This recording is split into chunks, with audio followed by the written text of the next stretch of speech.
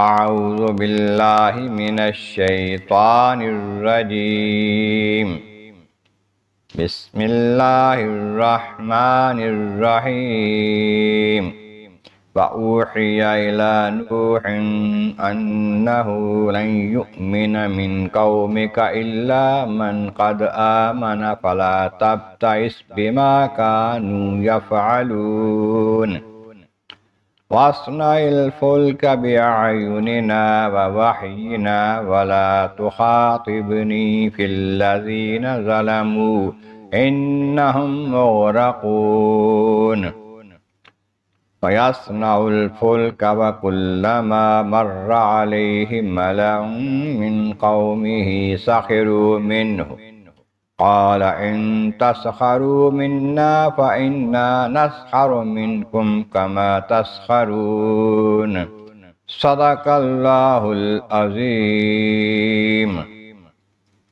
حمد و ثناء رب کریم اور درود و سلام بر سید خیر الانام کے بعد سورہ ہود کی آیت نمبر 36، 37 اور 38 تلاوت کی گئی ہیں، جو 12ویں پارے کے چوتھے رکوع میں ہیں۔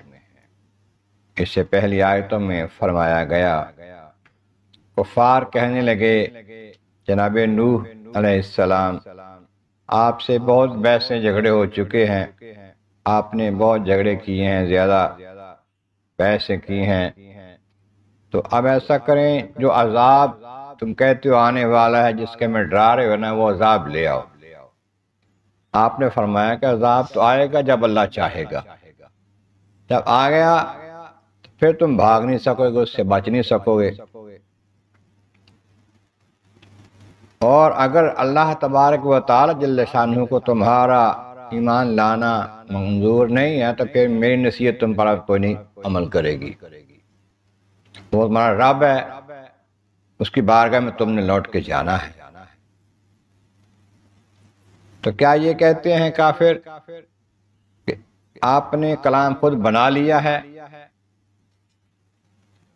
تو کہتے ہیں کہ اللہ کا کلام ہے، تو انہیں کہہ دو کہ اگر میں نے بنایا، اللہ تعالیٰ جل شانہ پر لگا دیا، یہ تو میرا جرم ہوگا، تو اس جرم کے تم تو ذمہ دار نہیں ہو، میں اس کا جواب دے ہوں گا اگر ایسا ہوا۔ اور جو تم جرم کرتے ہو حق کو نہ ماننے کا، نبی کی مخالفت کرنے کا، اس کا تمہیں خمیازہ بھگتنا ہے، میں اس سے بری۔ اب فرمایا کہ جب بہت تبلیغ ہو چکی اور ایمان لانے والے بہت تھوڑے، کہتے ہیں کہ 80 لوگ ایمان لائے، 8 آپ کے گھر کے افراد تھے اور 72 دوسرے لوگ تھے۔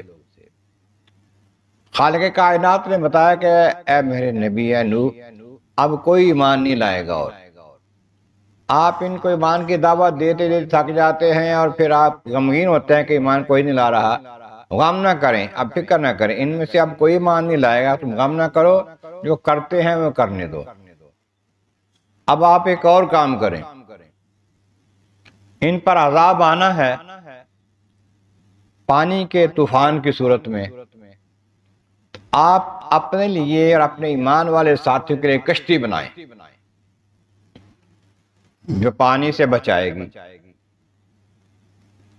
وَأَصْنَعِ الْفُلْكَ بِأَعْيُنِنَا وَوَحْيِنَا، اب کشتی بنائیں ہمارے سامنے اور ہماری ہدایت کے مطابق، ہم کشتی نگرانی بھی کریں گے کشتی کی، اور اس کے بارے میں آپ کو بتائیں گے بھی کیسے بنانی ہے۔ بتایا، شروع کر دی۔ ایک روایت میں آتا ہے کہ پہلے بات ہوئی کس لکڑی کی بنانی ہے، لکڑی بتائی، پھر لکڑی بیجی، درخت لگائے جنگل میں، درخت بڑے ہو گئے، پھر ان کو کاٹا، پھر پھٹے بنائے، تختے بنائے اس کے، پھر کام شروع ہوا۔ اتنا وقت ملا، آپ جنگل میں خشک جگہ پر تختوں سے بنا رہے ہیں کشتی،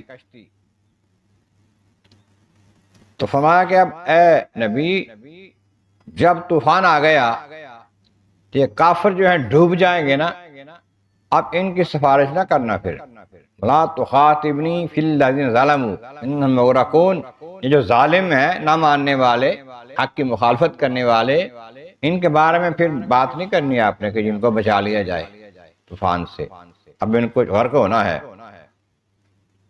کشتی بنانی شروع کر دی، آپ کشتی کے لیے تختے جوڑ رہے ہیں تو اب وہ پھر آ کے کہتے کیا کر رہے ہو جی؟